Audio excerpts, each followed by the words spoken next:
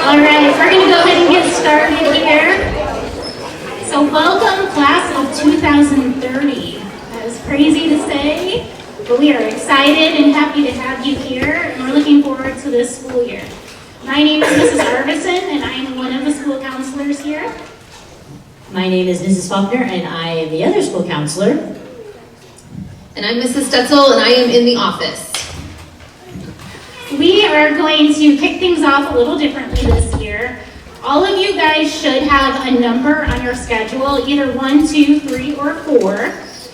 What we're going to do is we're going to rotate around the building, and you're going to go to some of your teachers' classrooms, and you'll also be in here with us. You'll be in the library with Mr. Mckeand and Mr. Yarbrough. So you guys can just ask questions. You can actually meet some of your teachers, find out what you actually need for the first day of school, all those types of things. All right, we are going to actually veto the microphone. I feel like it's a small enough group that all of us can yell loud enough and you should be able to hear us. Mrs. Faulkner is passing out rules and expectations for one of our teachers who couldn't be here today, and that's our social studies teacher, Mr. Williams. You are free to just take that home and look over it. I'm sure he's going to go over it in class with them as well, but it is a very lengthy document. Enjoy the release. Okay, so welcome to 7th grade orientation. We're going to go over a lot of just information and probably the real questions that you have about 7th grade and what to do on the first day, or where do I get dropped off out, how does lunch work, all the really important things that we know about, right? So we're going to go ahead and get started with that. And at the end, we'll let you guys just ask as many questions as you guys want. All right, so the first thing is, if you were at registration, you probably picked up this paper already, but really important and cool thing that we have this year is the new Remind system. It's specifically set up for 7th and 8th graders to remind parents about all the events coming up or certain things that you need to turn in or get done. So just make sure that you guys do sign up for that. If you didn't get a paper, they'll be on the table on your way out. Okay, so probably everybody's favorite part of the day, at least my favorite part of the day, lunch, right? What do we get to do? What time is it? What are the steps? Is it different? So lunch is middle of 4th hour for you guys, so you'll go to 4th hour for 30 minutes. You'll go to lunch, and then you finish with the rest of your 4th hour. So it's kind of cool because it's a split class for you. And that's 11:38 to 12:08. You guys have a couple different options while you're there. You'll have a regular food line and an a la carte line where you can go and get, what do they have down there? Okay, Snacky stuff. Usually they have like the main, like if there's a chicken patty sandwich for lunch and you just want the sandwich, you can go to the a la carte line and get that. There's different drinks over there, not just the milk. Yeah, so all kinds of things. You got to be careful. That a la carte line will get to you. It adds up very quickly, and a lot of times your parents call in saying, "Where did that lunch money go?" So don't spend it all. And another thing, if you are on free and reduced lunch, I'm just saying this: if you're on free and reduced lunch, you have to get the whole meal, or you will be charged individually for everything. So when parents call in and say, I don't understand, they're supposed to be getting free lunch, I've got a bill of $5, like what's going on, it's because you did not purchase you didn't get the whole lunch. So if you are on that program, that's fine, but just make sure you have to get the milk, you have to get the vegetables, you have to get the fruit, you have to get the main course, all of it, okay? You don't have to eat it all, but you have to get it all. Yeah. This will be the one time of the day besides passing periods that if you do have a phone, you can use your phone, you can check it at that point, message somebody, that kind of stuff. We encourage you though to talk to your friends. We also have the tap, which will be open. You can play basketball or sports or sit down and just hang out with your friends in there too. So as soon as you're done eating, you do have activities that you guys can do. And I know that this might be self-explanatory, but since it is in the middle of your 4th hour, don't feel like you have to take all of your 4th hour belongings with you to the cafeteria. Just leave them in your classroom. Yeah. Okay. And parents, you're probably wondering, how do I submit that lunch money, or what's the process for that? So we'll let Kim talk about So in the mornings when you get here, whether you're dropped off at door 17 or dropped off at door 4 or door 9 with your bus, If you have lunch money, mom, dad send money with you, you will come directly into the office. You will fill out a really easy to fill out piece of paper. It asks for your name, your grade, how much you're giving us, whether it's check or cash, all that stuff. You will attach it to your money, hand it to me, and I will take it, and Mrs. Davis will put it into the computer for you. If you forget to do that in the morning when you get here and you get ready to go to lunch and you're like, oh no, I forgot to turn in my money, you can still turn it in, okay? You just need to stop by the office and bring that into us at any time. I did think one other thing with the free and reduced, if you purchase a la carte items, those are not free. So, just a heads up. Yep. Does anyone have any questions about lunch at all? Yeah. Okay, with the free lunches and stuff, they don't have to do anything with that. It's already in the computer. Well, if they'll have, I mean, if you're direct certified, we already know that you're direct certified. If you're not, you'll have to fill out the form, but then the kids won't have to do anything with it. We'll mark it in the computer that way, and they won't be charged. Yeah. Anything else? All right, drop off and pickup looks a little bit differently than it does at the elementary, obviously, because we're in a different building. If you are a walker, somebody that gets dropped off by your parent, grandparent, aunt, uncle, whomever, in the morning, by our baseball diamond, that is where drop off and pickup is going to be, okay? So there is a door, Door 17. door 17, yes, yeah. And that is the door that you will come in, and you will go out every day, okay? That's pick up and drop off. If you ride a bus, then you are going to more than likely get dropped off at door number 4, but possibly door number 1. Yeah. Yeah, 4 and 1. It just depends on how, usually it's 4. Okay. Also, you'll know where your bus parks, like after that first day of school. So when the end of school is here, if your bus parks out this direction, you can actually exit out these doors by the front office and go get on your bus. But if your bus parks in like the half moon shape out here, the crescent, then they can walk out door 4 to or door 9. And pay attention, because especially if you're on a new bus, that like maybe you rode bus 7 last year, you ride bus 10 now, pay attention to what bus picks you up in the morning, so that you can find that bus in the afternoon and you're not scrambling because you don't know where you're supposed to go.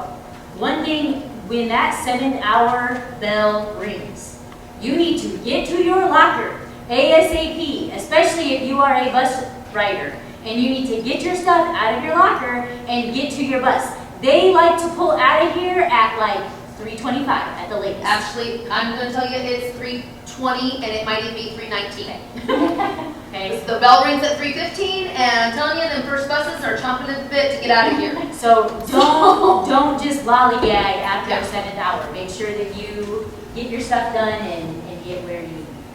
Any questions about pickup and drop off?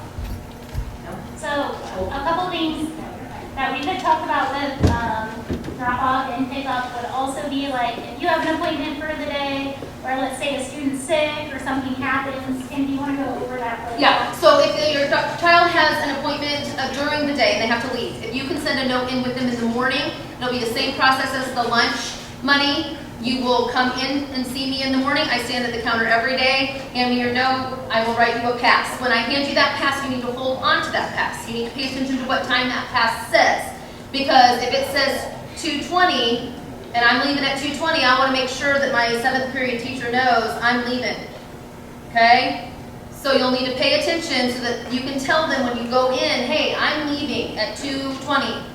And they'll be like, okay, when 2:20 comes, you can get up, you can walk out the door, you don't have to, or you can kind of wave and be like, you know, hey, I'm leaving. And then you walk out the door, you come to the office and you sign out. There will be a sign out sheet for you to sign out.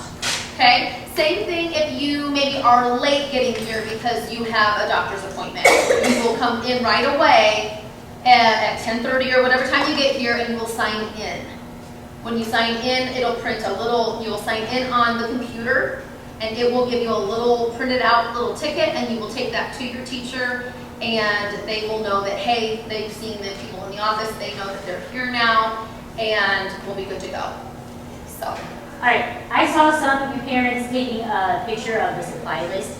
Feel free to do so if you need to really quickly. This is just a generalized supply list. okay? You might actually get a more detailed list once school starts as far as what teachers want specific things, if they want colored pencils, if they want a binder, if they want note cards or something like that. But this is a good way to at least get your child started. A couple other things on like leaving during the day or whatever. If your child is sick, if you haven't called us by 9 o'clock, we will likely call you and say, hey, we haven't seen so-and-so this morning yet. Are they sick? Are they at an appointment? So if you can call us before 9 o'clock in the morning and tell us that they aren't going to be there for the day, that is really, really helpful. And the other thing would be, if your child gets sick during the day, if you start feeling like you are going to throw up, you have a headache, you're dizzy, don't sit in your classroom and be sick, come to the nurse, okay? If you are in passing period and it's one of those times where you can use your phone, please do not call your parents and say, I don't feel good, come get me, okay? We really, really want you to come to the nurse and let us check you out, because it might be a very, very simple fix. We can give you some medicine, you can be back to class and stay for the day, okay? If parents show up and say, hey, I'm here to get so-and-so, and we're like, why? They're like, oh, well, my daughter called and said they were sick. We're like, we haven't seen them all day, they haven't come to see us at all. We would just really appreciate for it to be, the first line of defense is for you to come down and see the nurse, and then the nurse will call the parent. And then our last little thing, because I know time is ticking, we offer study table on, for sure, Tuesdays and Thursdays, but most of the time it is Tuesday, Wednesday, Thursdays. And it is an hour after school, and it is with these two wonderful ladies. Sometimes another one of our instructional aides is in there too, so sometimes there are 3 people there. This is a time that is open to any and all students to come in and just get a little bit of extra help if they need it, or if they just need a space where it is quiet and uninterrupted, I guess. There's snacks generally there too, so if they're starving after school, they can go and get some work done. And Real quick, right before, because the bell just rang. If you haven't gotten your athletic and physical taken care of yet, please get that done as soon as possible if you're going to play sports. Picture day is September 13th. We have flyers in the office. And the last one is, if you are interested in an agenda book, I have those in the office for $5. You can get them tonight before you leave. Okay? all right, you guys are rotating to the library right now. You guys are going to hear from Mr. Yarbrough and Mr. Mckeand. Just because this 10 minutes is going to fly by. So quick introductions. I'm Nathan Mckeand, building principal. Rick Yarbrough, assistant principal. I'm Candace Haynes. I'm typically the Spanish teacher, but for the fall semester, I will be serving my 150 hours of administrative internship through Ball State with Nathan Mckeand. So there's a possibility if you get a phone call, maybe a situation dealing with attendance or tardies, Mrs. Haynes may be helping with that, so you may hear from her as well. So that way you have a little understanding of why you're hearing from her. She's just doing her internship. So, all right, we're going to go ahead and get started. We've got a few hot topics that we want to go over, and we're going to try and fly through those and hopefully give you a chance at the end to ask questions. The last group had no questions. I'm hoping you have at least one question for us. So first thing I'm going to go over is just some keys to success. All right, this is something I've been saying for years, and I'll say it again. I'll keep it going. But I think there are just certain things that if our students do these things, every one of them can be successful. I don't care what their situation is. Every kid can be successful. All right. First one is you just come to school, and that sounds really simple. But it is amazing how many kids don't come to school. And really, I'll just say it, how many parents don't make their kids come to school. That needs to happen, because if they're not here, they're not in the classroom, they're not learning. So they're not going to be successful. So I just ask for your help, kind of that tough love piece of, I realize you say you're not feeling well, but we're gonna be tough, and we're gonna get to school. All right? So let's try and have that mentality. Next thing is do your work. Again, it sounds really simple, but there's a lot of students that just choose not to do their work. So most teachers will give you time in a lesson or in a class period to do some work, just to get you started. That's less you have to do later. Every day, well, not every day, Monday through Thursday, we have a 30-minute homeroom time. Many times it can be used as a study hall. So there's additional time to get work done. And then at the end of the day, we have, I would say Tuesday, Wednesday, Thursday is usually when we do it. After school study tables where we have staff members that stay after school and will help students get homework done. So if that is a need, we're trying to fulfill those needs so we can eliminate that excuse of I just didn't have time to do it or I didn't know how to do it. We're going to do our best to help them be successful in that area. The next one is get connected. All right, not everybody loves school. All right, not everyone loves math, English. Some people may not love any of them, and that's fine.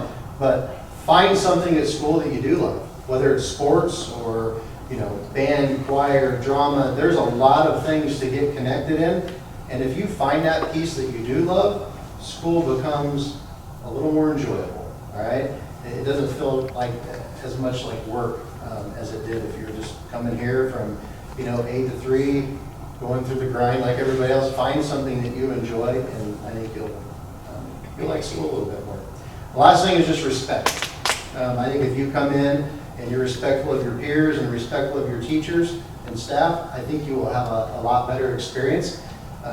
We, especially at the junior high, and I'll say it, junior high girls, we have a lot of drama, all right? And I think if we can be respectful of one another, and when we have conversations with you, and I have nothing to do with it, and we dig into it, and we find out you had just as much to do with it as the next person, if we're respectful with one another, I think we can eliminate a lot of our problems. So if we do those things, I think every one of our students will be successful here, all right?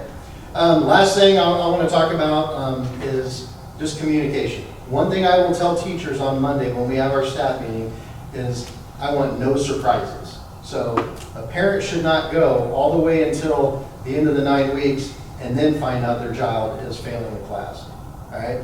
We need to have better communication than that. So that's an expectation I have for them, is have good communication, all right? Now, all of you have access to Harmony. Teachers are supposed to fill in their grade books as we go, and you have access to that throughout the semester, all right, throughout the year.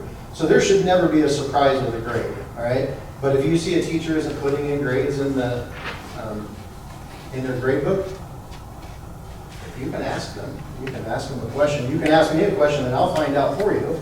But I want to make sure that we have really good communication, all right?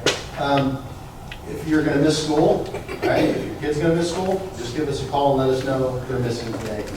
It's helpful to know the reason, but we also understand maybe there might be reasons you don't want us to know, but they're going to miss today, all right? That helps us plan our day, helps teachers plan their day. So if your child is having an issue with maybe another student or other students, don't wait 3 months to tell us that there's a situation going on, all right? Let us know right away. Let us help intervene if we can and make this situation better, because if we don't know about it, there's nothing we can do about it. So you've got to communicate with us to let us know that there's a concern taking place. All right? So, all right, I'm going to turn it over to Mr. Yarbrough. I'm going to talk about a couple hot button issues. So the first one is cell phones.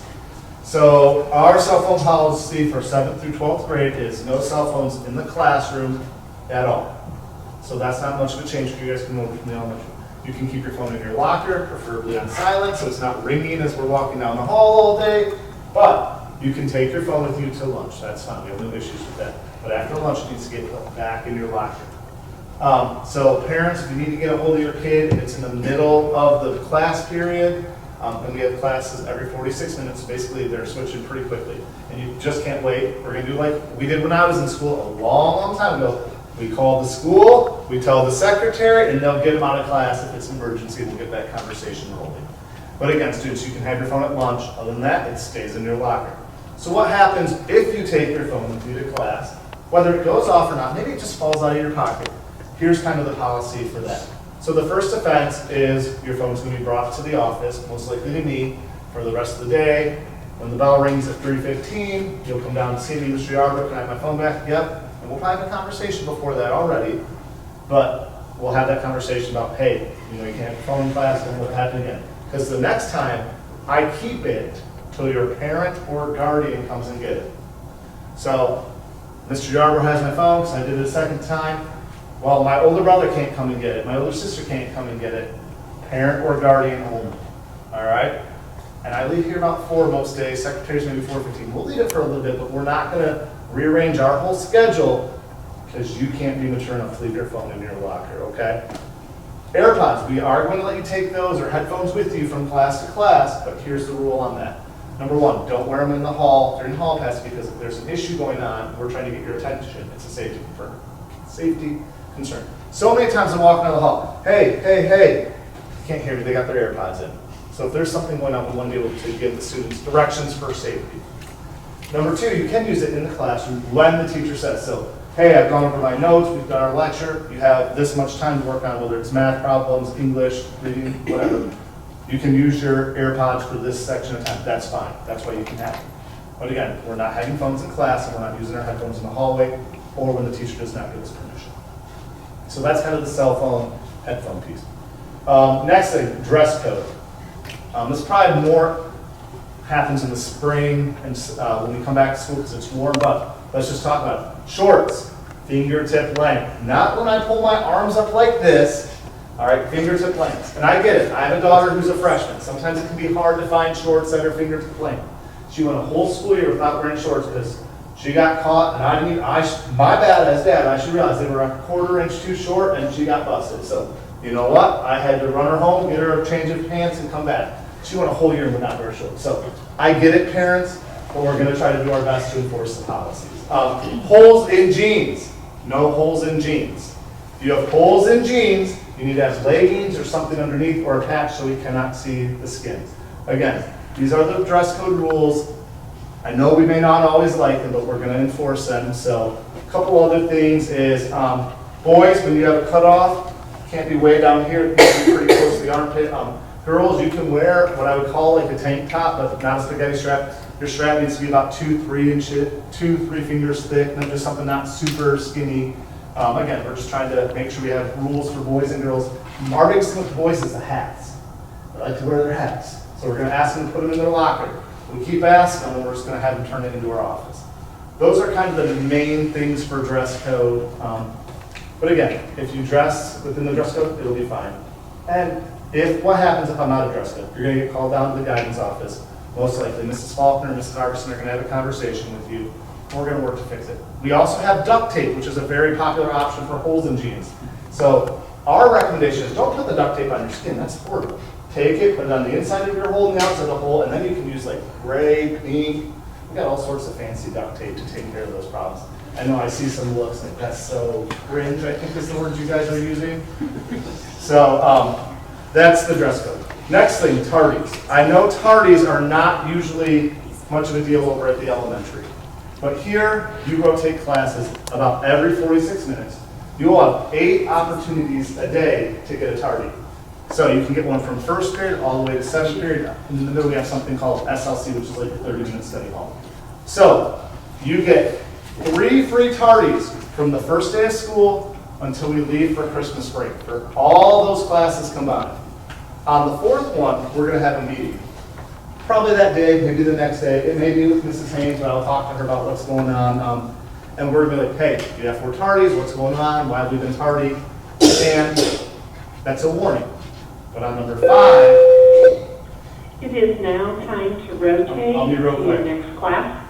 On number 5 and after, there's consequences. Number 5 will be a detention after school. So if you have to miss practice, that's on you because you need to be using your time wisely. This is a small school. You can walk around it twice in 5 minutes. You have a 5-minute hall pass.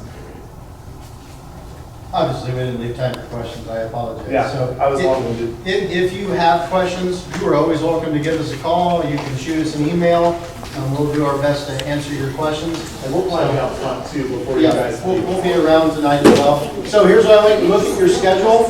So you guys are going to go to your math class next. So if you have Mrs. Stichter as your math teacher, you're going to go to her class, all right? If you have Mr. Elliott, he's right next door to Mrs. Stichter. And if you have Mr. Schaefer, if it says Mr. Schaefer or Mrs. Nevis, she's right next to Mr. Elliott. So I will kind of direct you that way. I'll help. I'm Mr. Elliott.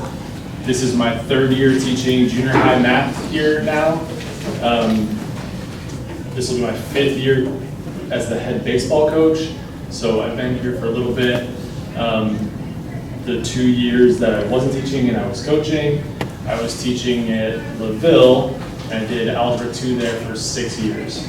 So I love to bring that up because I think for your students, that's a huge advantage of, I kind of know where they're going, right? So I'm probably gonna have you again next year in 8th grade math, because I teach 7th and 8th grade math. So having you for those 2 years and knowing what you're gonna be doing in Algebra 1 as a freshman and Algebra 2 as a junior, I think is kind of a unique thing for a junior high teacher to know exactly what was taught in that class that you're gonna be having 5 years from now, right? And it seems like a long ways away, but it's gonna get here quick. So I always like to bring that up, and it's gonna be funny the number of times that you hear me in class say, hey, pay attention, this is gonna keep coming back the next 5 years, you're gonna see this. A lot of what we do together this year in 7th grade math is gonna be the same thing and grow on that next year in 8th grade. Okay, same thing, like math just keeps growing on itself. So you guys did do a great job as a group of improving, showing growth last year on iLearn. I hate that I'm already bringing that up. I know we don't all love it, but it is kind of our measure of success as a school and a corporation. So my goal is to continue that growth and not just be like, oh yeah, you guys did great last year. Like, let's just keep the same. Like, let's keep you growing where you are now. Let's just make you a lot better at the end of the year, okay? So that's kind of my history, my teaching. Personally, I have 2 kids at home, a 4-year-old and an almost 2-year-old, both girls. I live on the south side of South Bend. My wife is a kindergarten teacher for South Bend Community Schools. She went through some cancer stuff last year, kind of still is. So if you have older siblings, you may not already know that, but she starts her last round of chemo and then is done with treatment Friday, so she gets out of the hospital Tuesday.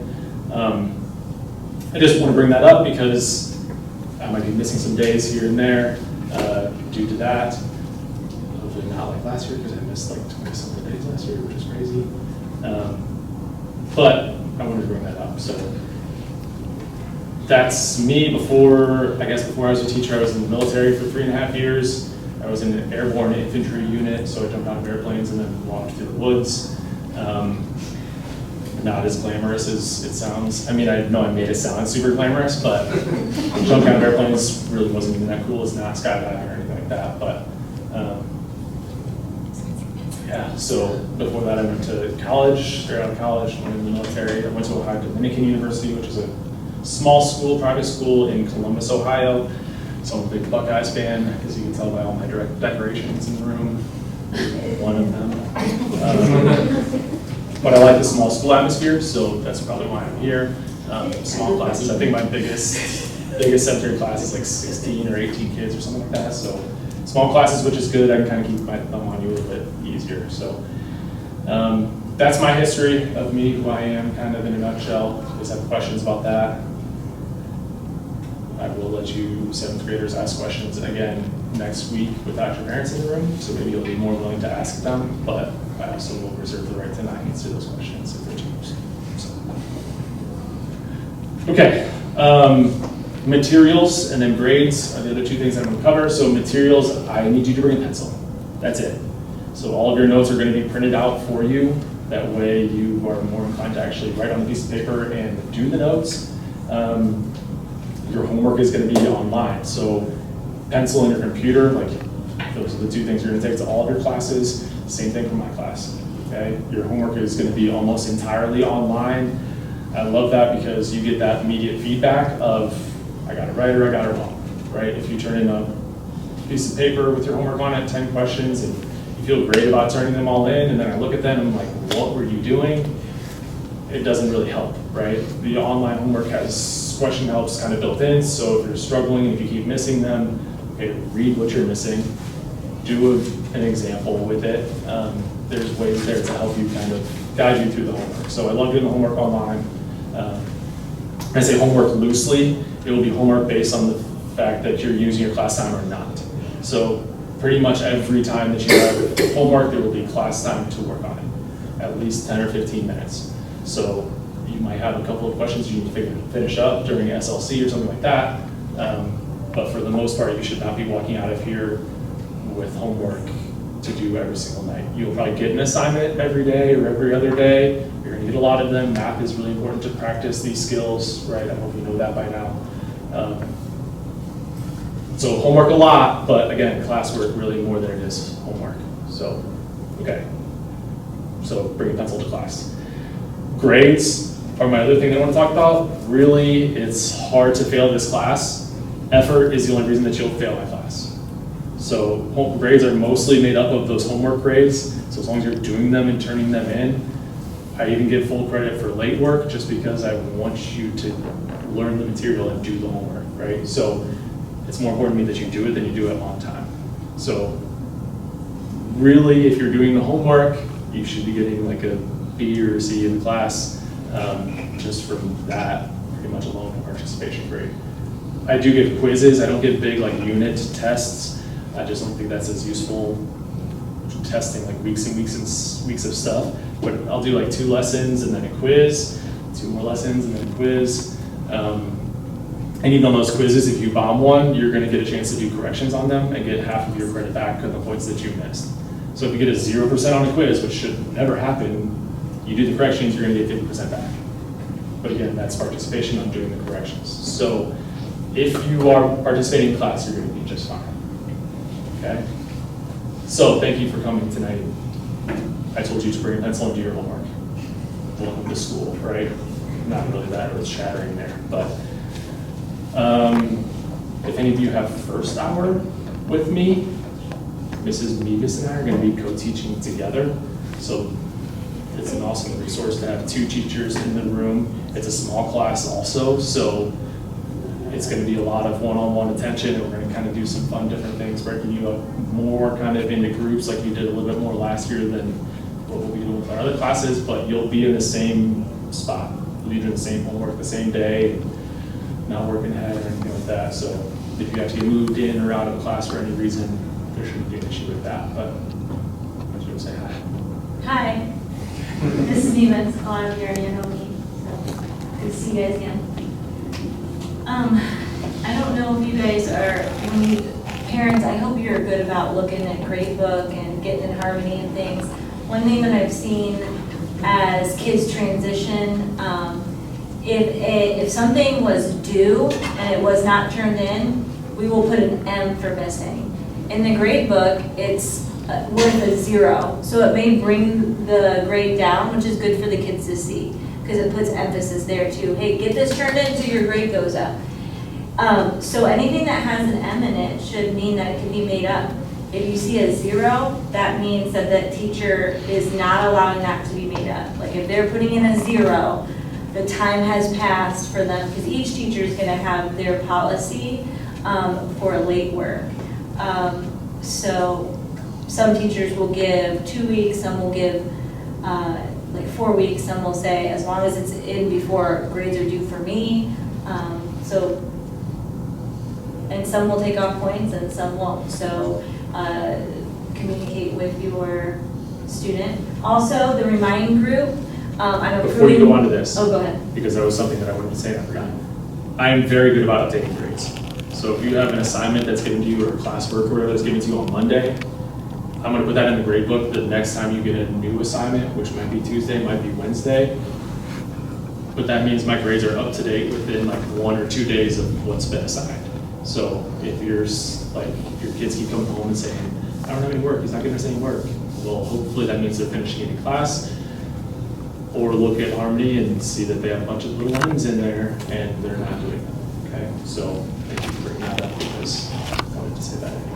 So the remind group is for junior high only, just because we've heard, like there's such great communication over at the elementary because you have 1 teacher to talk to. Now you're trying to balance 7. Being the resource teacher puts me in a unique position because I have instructional assistants going out to different classrooms. So I will know pretty much who's giving homework, when, and what it is, and those kinds of things. So if you guys have a random question at 2 o'clock in the afternoon, send out a message through that remind group. It will only go to me, and then I will get you to the person that has that information, or I will answer it if I can. It just to help with that bridge of communication, because I don't know if you guys noticed it yet, but your 7th graders aren't gonna tell you anything.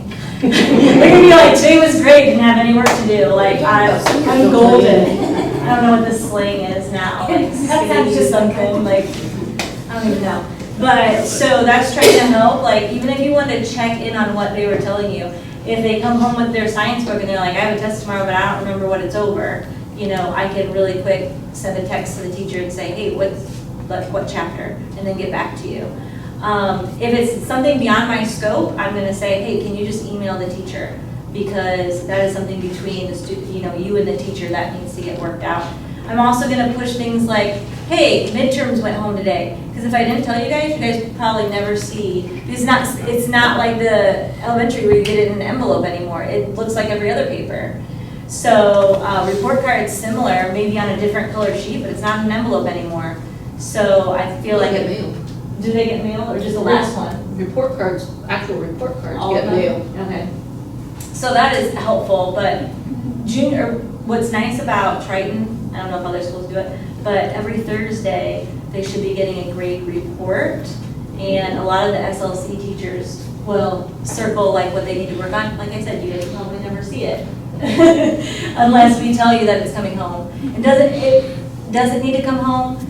No, it's really for the student to get serious about their grades, but you know, if that's an issue, you might want to see it every Thursday. Some SLT teachers forget to give it to them on Thursday from time to time, so please give us grace as well. Never. I have a lot going on. So of course, I'm the research teacher. I'm in charge of any student that has extra paperwork, let's just say that. However, I enjoy helping all students. My room is where after-school study table is held. So if you feel like they need to stay after school and work on homework, the homework help is in my room. The kids will see my aides and any of their classes. They can ask them questions. Think of them as an extra teacher in the room, because I know the struggle is real, and sometimes it's easier to ask the aide that's walking around the room than interrupting the teacher while they're teaching. So, anything else? You know, I'll recruit help. I already have Mrs. I was gonna Hesse say. helping. Oh. Yeah. Glad you're here, because it's been like 15 minutes, I feel like. I would have been out of stuff. I don't think they actually keep time in the office. They're trying to get us to 20 after now, so that would be done by 7:30. That's my guess. You guys have not been to English yet, right? Okay, so you have one. Mr. Cooks, yeah. You guys have any questions about math? About the school day, SLC. So the first hour teacher is the SLC teacher as well? No, but a lot of our first hour students are in my SLC. So it just kind of worked out that way. I have a different SLC. Most teachers, yes, we're very different, yeah. SLC is right after third period. So it's right in the middle of the day. It's a great time to work on homework. The kids should be working during that time. So when it says homeroom Mark Elliott, that's you? Yes, She's in your SLC? yes. Okay. This whole, I know. I didn't have that one. I don't know why we have call it SLC anymore. Because it used to be like student learning communities back when that was a word. When they implemented it. yeah, That's what so- they called it. It used to be called homeroom. Right. Yeah. It's so confusing. Before I go into any questions, I like awkward pauses too. Yes. So what do we exactly, like, what's the prize money for this one? That's a great question. A composition notebook, pencils, and a folder. Okay. Do you want to know why? Or are you just like, no, it's fine. I like to mix things. I know that you guys have Chromebooks. I like technology. I like to use it, especially for like drafting and writing, but like for short responses and things of that nature. Sometimes I just find put a pencil to a paper to write out your thoughts and being able to erase it with an eraser just kind of gets harder, you know. So I really enjoy that. Don't make fun of me too much. My handwriting is not very good. So if yours isn't good, we're square. I just need to go to read what it says. That's it. Does it have to be a compositional book or can it just be like title book? Yes, it could be that. Composition notebooks are like like this, I'm not picky. Okay. As long as it doesn't fall out. Okay. So if you're thinking, are you thinking like legal pad? No, Or like, she already has So, like a pad of paper. Like the ones spiral. oh, fine, yeah, that's fine, that's fine. I'm not too picky. And my goal is to go through at least several, between the things that we do. So, okay. Anything else before I move on? All right, I taught for 14 years at Edgewood Middle School in Warsaw, which is the one closest to the high school. I coached with her husband. And it's really been interesting seeing the connections that I made with people throughout my life who have been around. For example, I went to Plymouth and I graduated in 1998. Any Plymouth grads?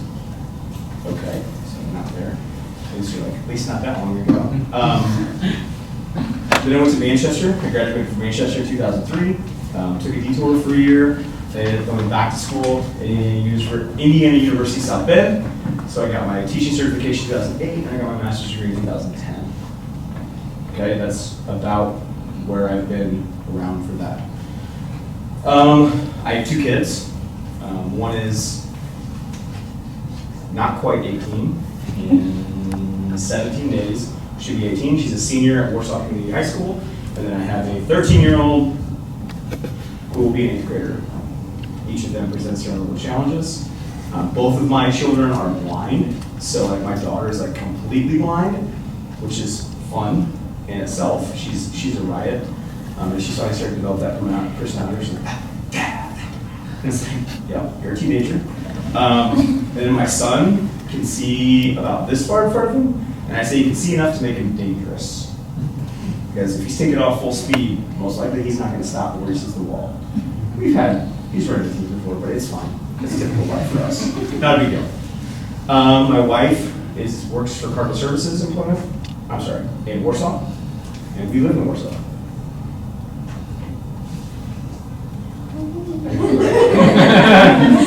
Our thoughts. So, what's that? I love it. Okay. Any questions before I? Excellent. Thank you for asking. So this is what the class is going to look like. Okay. As you come in, there will always be music playing.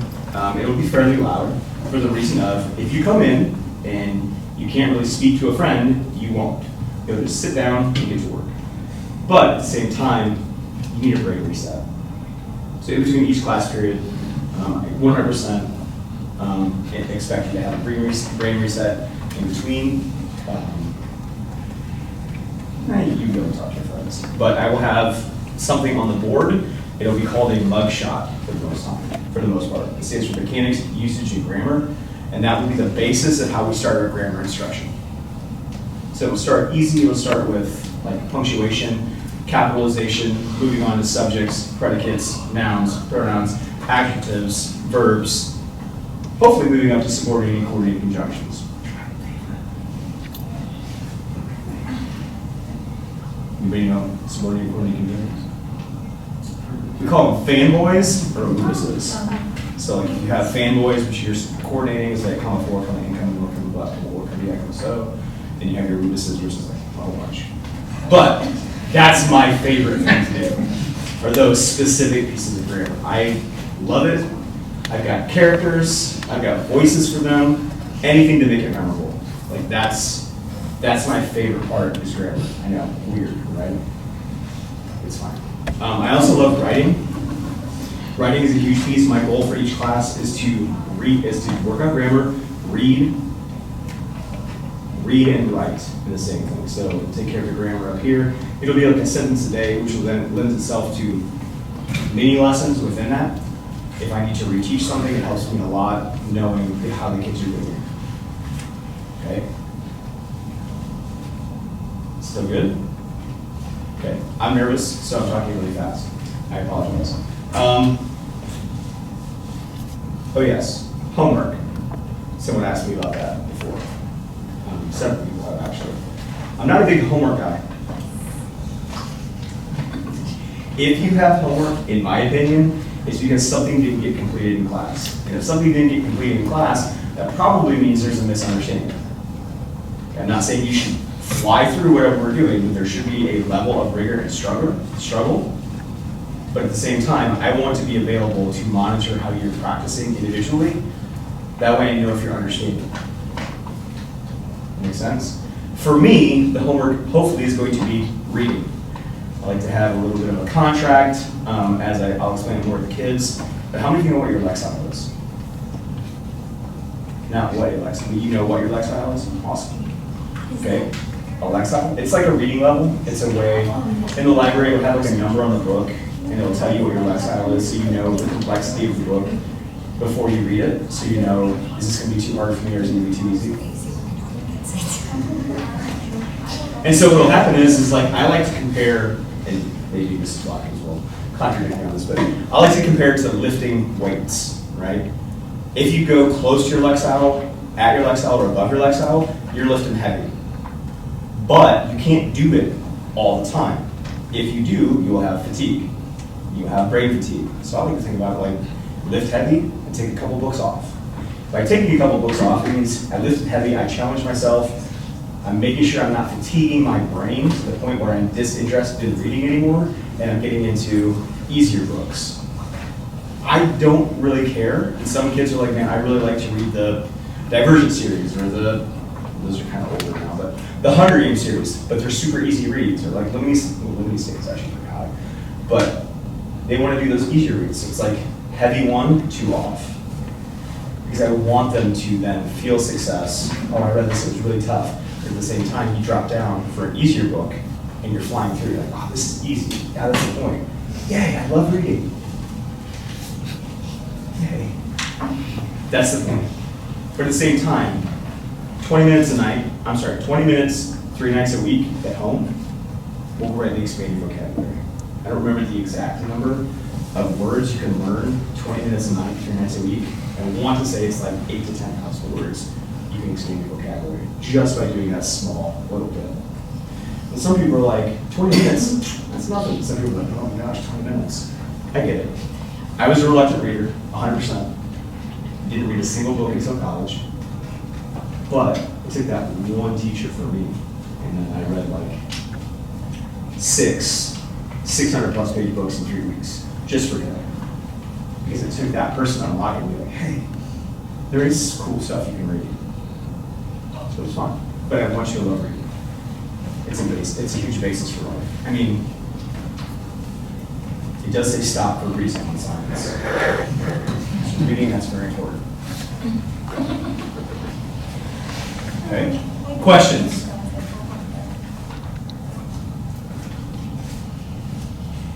Another awkward pause. Sweet. Any fun question? Yeah. Do you do novels during class? Man, I've been asked that every single time. Yes, I have. Where I came from, like language arts was all like short stories with your fiction, and we travel into nonfiction, we would do all of our writing, and all of the literature section was actually pulled out to the second class. Spending a ton of time in one novel is going to be tough. I want to do it, but it may be more of like a fourth quarter thing that we go on. My goal is to introduce everything. I have the entire first quarter planned out, and it's short stories working on your main concepts, your theme, central idea, main idea, symbolism, all those different things that you're looking for in a fiction text, so that it's all introduced, that when you circle back to it each quarter. But a huge chunk is introduced in that first in like a shorter text, so that it's easier for them to get to it, as opposed to using like a novel that has a longer thematic work. That will take longer to read that. Get it in there, that way when you do get to it, they can pull it out. That's my goal. But on the same token, the 2 books that I taught at 7th grade, one of them is a freshman level book, and the other one's an 8th grade book. And then, so I don't know what books are available that would not be like a sacred cow. You know what I mean? But I 100% love teaching literature, so I want to use that. We'll be writing a narrative essay, persuasive, argumentative, and explanatory essays. Typically, that'll be about 1 per quarter. Argumentative being, depending on how iLearn works out, we'll probably have to embed that throughout, but we'll work through that together. It'll be very short research project. There's a lot of short responses. I call them racist responses, and sort of restate the question, answer it, cite, explain, summarize, which is a response to literary, a response to nonfiction. If I'm using a lot of words you're not sure about, it's cool, we'll get there, I promise. And I'm talking really fast because I'm nervous, so that can be an issue too. Okay, anything else? Fun question, yes ma'am? Do you allow gum in class? Is it an option? It is over here. Tell the truth. Yeah, because there's our carpet over here. She was just, we were just over with Yarbrough, she said that she was allowed. Here's the thing, I don't care. Where I taught before, catching kids with gum was my favorite thing to do. I was really good at it. I could pretty much tell if someone was chewing gum if their head was wagging, like spit it out. Like I was the one person that they walked by and be like, yeah, personally I don't care. If it's mint gum, that's great. Mint stimulates your brain, like you have essential oils, you have mint, stuff like that, it wakes you up. It doesn't matter to me. It really doesn't. I didn't know that was my choice. But it's just going to be a change for me. But at the same token, do you care about you guys? No. We're good? Then we're good? I'm fine. I'm fine with it. Ooh, that's so weird, sorry.